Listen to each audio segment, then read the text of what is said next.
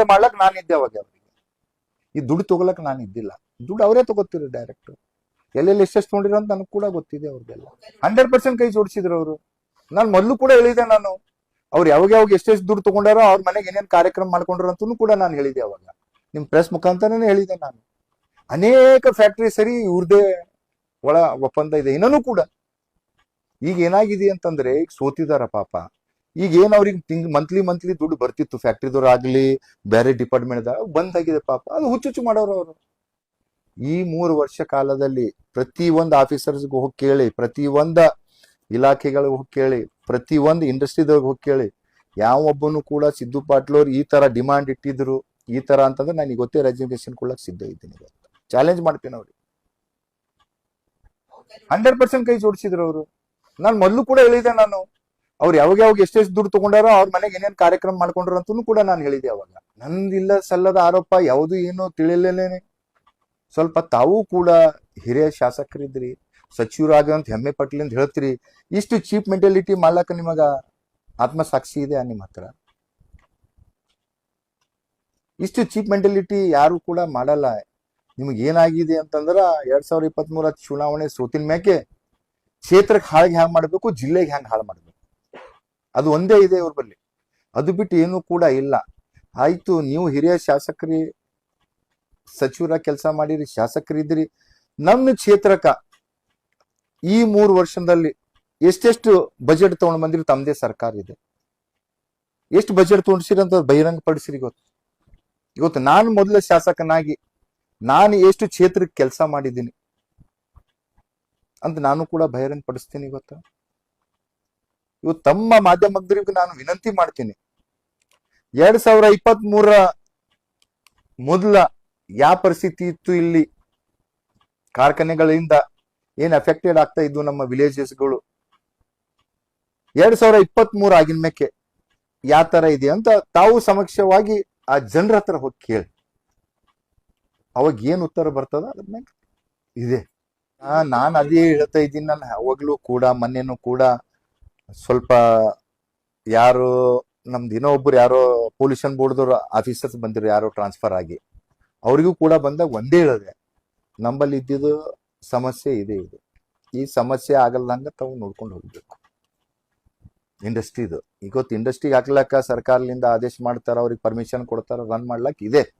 ಆದ್ರೆ ಏನ್ air pollute, water pollute ಆಗ್ತಂತ ಕೆಲಸ ಆಗ್ಬೇಡ್ದಂತ ನಾನು ಸ್ಟ್ರಿಕ್ಟ್ ಆಗಿ ಹೇಳಿದೆ ಅವರಿಗೆ. ಅವಾಗಲೂ ಕೂಡ ಯಾರು ಗುಲ್ಬರ್ಗ ಇಲ್ಲಿ ಇನ್ನೊಂದು ಹೇಳ್ತಾ ಇದ್ದೀನಿ, ಸರ್ಕಾರ ಇಲ್ಲಿ ಪರ್ಮನೆಂಟ್ ಪೋಸ್ಟ್ ಕೊಡ್ಬೇಕು ರೆಗ್ಯುಲರ್. ನಂಬಲ್ಲಿ ಏನ್ ಆಗ್ತಾ ಇದೆ ಅಂತಂದ್ರ ಎಲ್ಲಿಂದೋ ಒಬ್ರಿಗೆ ಡೆಪ್ಯುಟೇಷನ್ ಹಾಕ್ತಾರ. ಮತ್ತು ನಾನು ಅಧಿವೇಶನದಾಗ ಕೂಡ ಈ ತರ ನಮ್ಮಲ್ಲಿ ಸಮಸ್ಯೆ ಆಗ್ತಾ ಇದೆ ಅಂತ ಒಂದು ವೆಹಿಕಲ್ ಕೂಡ ಕೊಡುವಂತೂ ಕೂಡ ನಾನು ಕೇಳಿದೆ. ಈವರೆಗೆ ಸರ್ಕಾರ ಅದ್ರ ಬಗ್ಗೆನೂ ಕೂಡ ಕೊಟ್ಟಿಲ್ಲ. ಒಂದು ವೆಹಿಕಲ್ ಇತ್ತು ಅಂತಂದ್ರೆ ನಮ್ ಬೀದರ್ ಜಿಲ್ಲೆಗೆ ಎಲ್ಲೆಲ್ಲಿ ಇವತ್ತು ಕೋಲಾರ ಇಂಡಸ್ಟ್ರಿಯಲ್ ಏರಿಯಾ ಇರ್ಬೋದು, ನಮ್ ಹುಮ್ನಾಬಾದ್ ಇಂಡಸ್ಟ್ರಿಯಲ್ ಏರಿಯಾ ಇರ್ಬೋದು, ಬಸವಕಲ್ಯಾಣ ಇಂಡಸ್ಟ್ರಿಯಲ್ ಏರಿಯಾ ಇರ್ಬೋದು, ಎಲ್ಲಿ ಏನ್ ಪೊಲ್ಯೂಷನ್ ಬರ್ತಾ ಇದೆ ಅಂತ ಗೊತ್ತಾಗ್ತಾ ಇದೆ. ನಾನು ಮೊನ್ನೆನೂ ಕೂಡ ಬಂದಾಗ ಹೇಳದೆ ಎಲ್ಲಿಂದ ನಾವು ವೆಹಿಕಲ್ ತರಬೇಕಂದ್ರೆ ಬಳ್ಳಾರಿಲಿಂದ ಬರ್ಬೇಕಂತದ್ದು. ಬಳ್ಳಾರಿಲಿಂದ ಪೊಲ್ಯೂಷನ್ ಮಾನಿಟರಿಂಗ್ ವೆಹಿಕಲ್ ಏನ್ ಬರ್ಬೇಕಾಗಿತ್ತು, ಬಳ್ಳಾರಿಲಿಂದ ಬರ್ಬೇಕಂತ. ಈಗ ನಮ್ ಜಿಲ್ಲೆಗೆ ನಮ್ಗೆ ಇರ್ತಿತ್ತು ಅಂತಂದ್ರ ನಾವು ಯಾವಾಗ್ಲೂ ಕೂಡ ನೋಡ್ಬೋದಲ್ಲ, ಈ ತರ ಆರೋಪ ಬಂದಿದ್ದಾಗ ಬಂದು ನೋಡ್ಬೋದು ಎಷ್ಟು ಪೊಲ್ಯೂಷನ್, ಏರ್ ಪೊಲ್ಯೂಷನ್ ಆಗ್ತಾ ಇದೆ, ಏನಾಗ್ತಾ ಇದೆ ಅಂತ. ಇದು ಏನಾಗಿದೆ ಒಂದ್ ಹೇಳಕ್ ಇಚ್ಛೆ ಪಡ್ತೀನಿ, ರಾಜಶೇಖರ್ ಪಾಟೀಲ್ ಅವರಿಗೆ ಆ ಖಾಲಿ ನತ್ತಿ ದೆವ್ವಿಂದ ಇದು ಅಂತಾರ ನಮ್ ಕಡೆ ಹಿಂದಿಂದ, ಆ ತರ ಆಗಿದೆ ಅವ್ರಿಗೆ ಪಾಪ. ಏನ್ ಮಾಡೋದು ಅಂತಂದ್ರ ಸುಮ್ನೆ ಇವ್ರಿಗೆ ಬ್ಲೇಮ್ ಮಾಡೋದು, ಕೆಟ್ಟ ಹೆಸರು ತರೋದು. ಈಗ ಗೊತ್ತಾ, ಜನರು ನನಗ 5 ವರ್ಷನಾಗ ಆಗಿ ನನಗ ಆಶೀರ್ವಾದ ಮಾಡಿದಾರ. ನೀವು ಡೆವಲಪ್ಮೆಂಟ್ ಬಗ್ಗೆದಾಗ ಹೇಳಿ, ಇದ್ರ ಬಗ್ಗೆದಾಗ ಹೇಳಿ, ನಾನು ಒಪ್ಕೋತೀನಿ. ತಾವೇನ್ ಮಾಡ್ತಿದ್ರ ಅಂತ ಅದ್ರ ಬಗ್ಗೆನೂ ಕೂಡ ಹೇಳ್ರಲ್ಲ ಸ್ವಲ್ಪ. ಈಗ ನಾನು ಅದೇ ಹೇಳ್ತಾ ಇದ್ದೀನಲ್ಲ, ಯಾರ್ ಕೈ ಜೋಡಿಸಿ ಯಾರು ಮೊದ್ಲು ಮಾಡ್ಯಾರಲ್ಲ ಅವ್ರಿಗೆ ನೆಮ್ ಬರೋದಕ್ಕೆ ಇದು ಕರೆಕ್ಟ್ ಅಲ್ಲ. ಯಾವ್ದನ್ನ ನೋಡ್ಕೊಂಬಂದ ನಾನ್ MLA ಇದ್ದ, ನಾನ್ ನೋಡ್ಕೊಳಕ. ಈಗ ನೋಡಿ, ನಾನು ಕಾರ್ಯಕರ್ತನಾಗಿ ಇವತ್ತು ಕೆಲಸ ಮಾಡೀನಿ. ಈಗ ನಾನೇ ನೋಡ್ಕೋತೀನಿ ಅಂತಂದ್ರ ವಿಧಾನಸೌಧದಾಗ ನಾನು ಹೋಗಿ ಮೀಟಿಂಗ್ ಮಾಡ್ತಿದ್ದ, ಎಲ್ರ ಅಧಿಕಾರಿಗಳಿಗೆ ಹೋಗಿ ನಾನು ಮಾಡ್ಲಾಕ್ ಬರ್ತಿತ್ತ? ಅವ್ರಿಗೆ ನಾನ್ ಮಾಡ್ಲಾಕ್ ಅಂತಂದ್ರೆ MLA ಮಾಡ್ಲಾಕ್ ನಾನು ಇದ್ದೆ ಅವಾಗ. ಅವ್ರಿಗೆ ಈ ದುಡ್ಡು ತಗೊಳಕ್ ನಾನು ಇದ್ದಿಲ್ಲ, ದುಡ್ಡು ಅವರೇ ತಗೋತಿರು ಡೈರೆಕ್ಟ್. ಎಲ್ಲೆಲ್ಲಿ ಎಷ್ಟೆಷ್ಟು ನೋಡಿರೋ ಅಂತ ನನಗೆ ಕೂಡ ಗೊತ್ತಿದೆ ಅವ್ರಿಗೆಲ್ಲ. 100% ಕೈ ಜೋಡಿಸಿದ್ರು ಅವರು. ನಾನು ಮೊದಲು ಕೂಡ ಹೇಳಿದೆ, ನಾನು ಅವ್ರು ಯಾವಾಗ ಎಷ್ಟೆಷ್ಟು ದುಡ್ಡು ತಗೊಂಡಾರೋ ಅವ್ರ ಮನೆಗೆ ಏನೇನ್ ಕಾರ್ಯಕ್ರಮ ಮಾಡ್ಕೊಂಡ್ರು ಅಂತೂ ಕೂಡ ನಾನು ಹೇಳಿದೆ ಅವಾಗ, ನಿಮ್ ಪ್ರೆಸ್ ಮುಖಾಂತರನೇ ಹೇಳಿದೆ ನಾನು. ಈಗ ನೋಡ್ರಿ, oppositions are like A watching dog, they are oppositions. ಅವ್ರು ಹೇಳ್ತಾರೆ ಹಿಂಗೆ, ಆದ್ರೆ ಅಲ್ಲಿ ಏನ್ ವಾಸ್ತವಿಕತೆ ಇದೆ, ಏನಿದೆ ಹೇಳಂತ ಹೇಳಿ ಒಂದ್ ರೆಕಾರ್ಡ್ ಇದು ಕೊಡ್ಲಿ ನನಗೆ. ನೀವು ಇವ್ರ ಹತ್ರ ಹಿಂಗ್ ಮಾಡಿದ್ರಿ, ನೀವು ಇವ್ರ ಹತ್ರ ಹಿಂಗ್ ಮಾಡಿರಿ, ಈ ಫ್ಯಾಕ್ಟ್ರಿ ಹತ್ರ ಹಿಂಗ್ ಮಾಡಿರಿ. ಅನೇಕ ಫ್ಯಾಕ್ಟ್ರಿ ಸರಿ ಇವ್ರದೇ ಒಳ ಒಪ್ಪಂದ ಇದೆ ಇನ್ನೂ ಕೂಡ. ಈಗ ಏನಾಗಿದೆ ಅಂತಂದ್ರೆ, ಈಗ ಸೋತಿದಾರ ಪಾಪ. ಈಗ ಏನ್ ಅವ್ರಿಗೆ ಮಂತ್ಲಿ ದುಡ್ಡು ಬರ್ತಿತ್ತು, ಫ್ಯಾಕ್ಟ್ರಿದವ್ರು ಆಗ್ಲಿ ಬೇರೆ ಡಿಪಾರ್ಟ್ಮೆಂಟ್ ಬಂದ್ ಆಗಿದೆ ಪಾಪ. ಅದು ಹುಚ್ಚುಚ್ಚು ಮಾಡೋರು ಅವರು. ಈ 3 ವರ್ಷ ಕಾಲದಲ್ಲಿ ಪ್ರತಿ ಒಂದು ಆಫೀಸರ್ಸ್ಗೆ ಹೋಗಿ ಕೇಳಿ, ಪ್ರತಿ ಒಂದ ಇಲಾಖೆಗಳಿಗೆ ಹೋಗಿ ಕೇಳಿ, ಪ್ರತಿ ಒಂದು ಇಂಡಸ್ಟ್ರಿದವ್ರಿಗೆ ಹೋಗಿ ಕೇಳಿ, ಯಾವೊಬ್ಬನು ಕೂಡ ಸಿದ್ದು ಪಾಟೀಲ್ ಅವ್ರು ಈ ತರ ಡಿಮಾಂಡ್ ಇಟ್ಟಿದ್ರು ಈ ತರ ಅಂತಂದ್ರೆ ನನಗೆ ಗೊತ್ತೇ ರೆಸಿಗ್ನೇಷನ್ ಕೊಡ್ಲಕ್ ಸಿದ್ಧ ಇದ್ದೀನಿ. ಚಾಲೆಂಜ್ ಮಾಡ್ತೀನಿ ಅವ್ರಿಗೆ. ಈಗ ನೋಡಿ, ಅವ್ರ ಅಧಿಕಾರಿಗಳಿಗೆ ಆದಂತ ಕೆಲಸ ಮಾಡೋಂತ ಇದು ಇದೆ ಅವ್ರ ಹತ್ರ. ಅವ್ರ ಗಮನಕ್ಕೆ ಬಂದಿದ್ದು ಈ ತರ ಯಾರು ಒಬ್ರು ಅವ್ರಿಗೆ ಕೂಡ ಮಾಹಿತಿ ಕೊಟ್ಟಿದ್ರಬೇಕು, ಈ ತರ ಈ ಫ್ಯಾಕ್ಟ್ರಿದವ್ರಿಗೆ ಮಾಡ್ತಾ ಇದಾರ ಅಂತ. ಅದ್ರ ಮ್ಯಾಗ ಹೋಗಿನ ಮ್ಯಾಕ ನೋಡಿನ ಮ್ಯಾಕೆ ಏನದು ಏನ್ ತ್ಯಾಜ್ಯ ಇತ್ತು, ಆ ತ್ಯಾಜ್ಯನೇ ನೆಲ್ಗಡೆ ಹಾಕಿ ಮೇಲ್ಗಡೆ ರೋಡ್ ಮಾಡಿದಾರೆ. ಈ ತರ ನನಗೆ ಅಲ್ಲಿಂದ ಅಧಿಕಾರಿಗಳು ಮಾಹಿತಿ ಕೊಟ್ಟಿದ್ರು. ಈಗ ಯಾರು ತಪ್ಪು ಮಾಡಿದಾರೆ ಮುಲಾಜಿಲ್ಲೇನೆ ಕ್ರಮ ತಗೋಸ್ಬೇಕು, ಅದ್ರೊಳಗೇನ್ ಪ್ರಶ್ನೆನೇ ಇಲ್ಲ.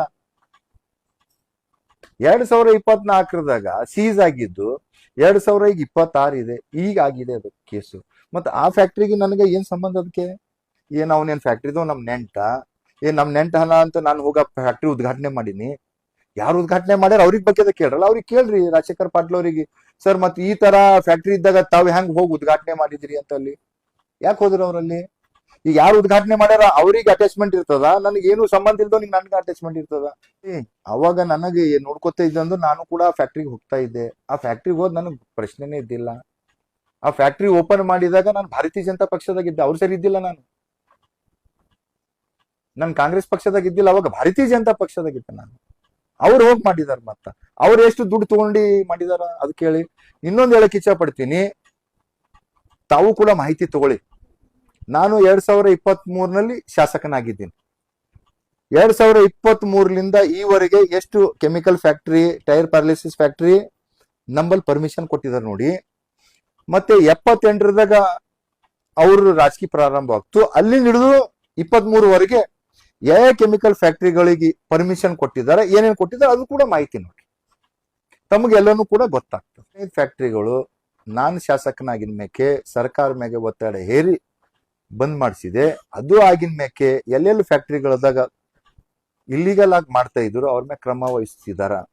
ಈಗಲೂ ಕೂಡ ಯಾವುದೇ ಫ್ಯಾಕ್ಟ್ರಿ ಮ್ಯಾಗ ಇದು ಮಾಡ್ಬೇಕು, ಈ ತರ ಆಗ್ತು ಇಲ್ಲಿಗಲ್ ಆಗಿ ನಡೆಸ್ತಾರ, ಅವ್ರ ಮ್ಯಾಗ ಯಾವುದೇ ಇದು ಇಲ್ಲೇನೆ ಕ್ರಮ ವಹಿಸ್ತಾರ. ಯಾವುದು ಕೂಡ ನಮ್ಮಲ್ಲಿ ಇದು ಇಲ್ಲ. ಮೊಳಕೆರಕ ಫ್ಯಾಕ್ಟ್ರಿಗಳಿಗೆ ಏನ್ ಸಂಬಂಧ ಹೇಳಿ ನನಗೆ? ಮೊಳಕೆರದಾಗ ಆಗಿದ್ದು ಹೈಡ್ರೋಜನ್ ಪರಾಕ್ಸೈಡ್ ಲಿಂದ ಆಗಿದೆ, ರೈಟಾ? ಹೈಡ್ರೋಜನ್ ಪರಾಕ್ಸೈಡ್ ಲಿಂದ ಆಗಿದೆ. ಫ್ಯಾಕ್ಟ್ರಿಗೆ ಅದಕ್ಕೆ ಏನ್ ಸಂಬಂಧ? ನನಗೆ ಯಾರು ಕೊಟ್ಟಿದ್ದು ಆನ್ಸರ್ ಅಂತಂದ್ರೆ ಸರ್ಕಾರ ಕೊಟ್ಟಿದ್ದು. ಫ್ಯಾಕ್ಟ್ರಿಗಳಿಗೆ ಇದಕ್ಕ ಏನು ಕೂಡ ಸಂಬಂಧ ಇಲ್ಲ. ಅದು ಹೈಡ್ರೋಜನ್ ಪರಾಕ್ಸೈಡ್ ಇದ್ದಿದ್ದು ಬ್ಯಾರಲ್ ನಲ್ಲಿ. ಆ ಹುಡುಗ ಏನಂತಂದ್ರೆ ಪೇಂಟಿಂಗ್ ಕೆಲಸ ಮಾಡ್ತಿದ್ದ, ಆ ಪೇಂಟ್ ನಲ್ಲಿ ಕಲ್ಸ್ಲಾಕ ಇದು ಒಯ್ತಾ ಇದ್ದ, ಅದು ಬ್ಲಾಸ್ಟ್ ಆಗಿದೆ. ಮತ್ತೆ ಕಾರ್ಖಾನೆಗೆ ಇದಕ್ಕೆ ಏನ್ ಸಂಬಂಧ? ಮೊಳಕೆರೆಗೆ ಇನ್ಸಿಡೆಂಟಿಗೆ ಹೇಳಿ. ಏನಲ್ಲಿ ಇದ್ರನಲ್ಲಿಂದು ಕಾರ್ಖಾನೆದಾಗಿಂದು ಒಯ್ದಿ ಅಲ್ಲಿ ಕಾರ್ಖಾನೆದಾಗ ಆಗಿದೆ ಅಂತಂದ್ರ ಇಟ್ಸ್ ಓಕೆ. ಈಗ ಇವ್ರಿಗೆ ಏನಾಗಿದೆ ಅದೇ ಹೇಳ್ತಾ ಇದ್ದೀನಲ್ಲ ನಿಮ್ಗೆ. ಯಾವ್ದೇನ್ ವಾಸ್ತವಿಕತೆ ಇದೆ, ಯಾವ್ದೇನ್ ಜೀವನ ಇದೆ ಅದ್ರ ಬಗ್ಗೆ ಮಾತಾಡ್ಬೇಕು, ಹೊರತಾಗಿ ಸುಮ್ನೆ ಗೂಬೆ ಕುಡ್ಸುವಂತ ಕೆಲಸ ಆಗ್ಬಾರ್ದು. ಜನರು ಬಹಳಷ್ಟು ಹುಷಾರಿದಾರ. ಇವತ್ತ ಸಿದ್ದು ಪಾಟೀಲ್ ಏನಿದಾರ, ರಾಜಶೇಖರ್ ಪಾಟೀಲ್ ಏನಿದಾರ ಎಲ್ಲರಿಗೂ ಕೂಡ ಗೊತ್ತಿದೆ. ಸಿದ್ದು ಪಾಟೀಲ್ ಹೆಂಗಿದ್ದಾನ ಅಂತ. ಅದಕ್ಕೆ ಈ ಜನರು 2023ರಲ್ಲಿ ನನ್ನನಿಗೂ ಶಾಸಕನ ಮಾಡಿದಾರೆ. ಇವತ್ತು ಪ್ರತಿ ಹಳ್ಳಿಗೆ ಹೋಗಿ ಕೇಳಿ ಗೊತ್ತಾ, ಹೇಳ್ತಾರ 100 ವರ್ಷ ಹಿಂದಕ್ಕೆ ಹೋಗಿದೆ ಅಂತ ಹುಮ್ನಾಬಾದ್. ಇವ್ರು ಇದ್ದಾಗ ಏನ್ ಸಿಂಗಾಪುರ್ ಇತ್ತ? ಹುಮ್ನಾಬಾದ ಏನಿತ್ತು? ಪ್ರತಿ ಹಳ್ಳಿದಾಗ ಇವತ್ತು ಕೆಲಸ ನಡೀತಾ ಇದೆ ಗೊತ್ತಾ. ನಾನು ಬಜೆಟ್ ಕೊಟ್ಟ ಇದ್ದೆ ಇವತ್ತು. ಪ್ರತಿ ಹಳ್ಳಿಗಳಲ್ಲಿ ಕೂಡ ಯಾವುದೇ ಒಂದ್ ಹಳ್ಳಿ ನನಗ್ ತೋರಿಸಿ ಇವತ್ತ ನೀವು ಇಲ್ಲಿ ಕೆಲಸ ಮಾಡಿಲ್ಲ ಅಂತ. ನನ್ನ ಕ್ಷೇತ್ರದಾಗಿಂದು 95 ಹಳ್ಳಿಗಳಿದೆ. 3 ಪಟ್ಟಣ, 3 ಪುರಸಭೆ, 1 ನಗರಸಭೆ, 2 ಪುರಸಭೆ, ಒಂದು ಪಟ್ಟಣ ಪಂಚಾಯತ್ ಎಲ್ಲಾನು ಕಡೆ ಕೂಡ ಇವತ್ತು ಹುಮ್ನಾಬಾದ್ ಹಿಡ್ಕೊಂಡು ಹಳಿಕೇಡು ಗಾಡ್ಬರೋ ಸರ್ಕಲ್ಲು ರಾಜೇಶ್ವರ್ ಸರ್ಕಲ್ಲು ಕುಡಮುಲ್ ಸರ್ಕಲ್ಲು ಎಲ್ಲಾ ಕಡೆ ಹೋಗ್ತಾವ ನೋಡಿ. ಇವತ್ತೆಲ್ಲಾ ಕಡೆ ರೋಡ್ಗಳು ನೋಡಿ ತಾವು ದುಬ್ಳುಗುಂಡಿ ಮ್ಯಾಗಿನ ಬನ್ನಿ, ಅಲ್ಲಿ ನಿಮ್ಗೆ ರೋಡ್ ವರ್ಕ್ ಕಾಣ್ತಾ ಇದೆ 6 ಕೋಟಿ ರೂಪಾಯಿದು. ಹಳಿಕೇಡು ಪಟ್ಟಣದಲ್ಲಿ ಹೋರಿ 5 ಕೋಟಿ ರೂಪಾಯಿದು ಅಲ್ಲಿ ವರ್ಕ್ ನಡೀತಾ ಇದೆ. ಚಿಡುಗುಪ್ಪದಲ್ಲಿ ನೋಡಿ 5 ಕೋಟಿ ರೂಪಾಯಿ ಕೊಟ್ಟಿದೆ, ಅದನ್ನು ಕೂಡ ವರ್ಕ್ ಪ್ರಾರಂಭ ಆಗ್ಬೇಕು. 10 ಕೋಟಿ ರೂಪಾಯಿ ಹುಮ್ನಾಬಾದ್ ಪಟ್ಟಣಕ್ಕೆ ಕೊಟ್ಟಿನಿ, ಅದನ್ನು ಕೂಡ ಕೆಲಸ ಪ್ರಾರಂಭ ಆಗ್ಬೇಕು. ಇವತ್ತು ಅನೇಕ ಕಡೆ ಅಭಿವೃದ್ಧಿಗೆ ಹಳ್ಳಿಗಳು ಕೂಡ ಇವತ್ತು ನಾನು ಕೂಡ ಕೆಲವು ಹಳ್ಳಿಗಳಿಗೆ ಹೋಗಿ ವಿಸಿಟ್ ಮಾಡಿದಾಗ, ಇಲ್ಲ ಸರ್ ಒಳ್ಳೆ ಕೆಲಸ ಮಾಡ್ತಾ ಇದ್ರಿ, ಒಳ್ಳೆ ಸಣ್ಣ ಪುಟ್ಟ ಇರ್ತಾವ ಈಗ ನೀರಿಂದು. ಈಗ ಯಾಕಂತಂದ್ರೆ ಗ್ರಾಮ ಪಂಚಾಯತ್ ಬಾಡಿ ಇಲ್ಲ, ಈಗ ನೀರಿನ ಸಮಸ್ಯೆ ಇದೆ ಸ್ವಲ್ಪ.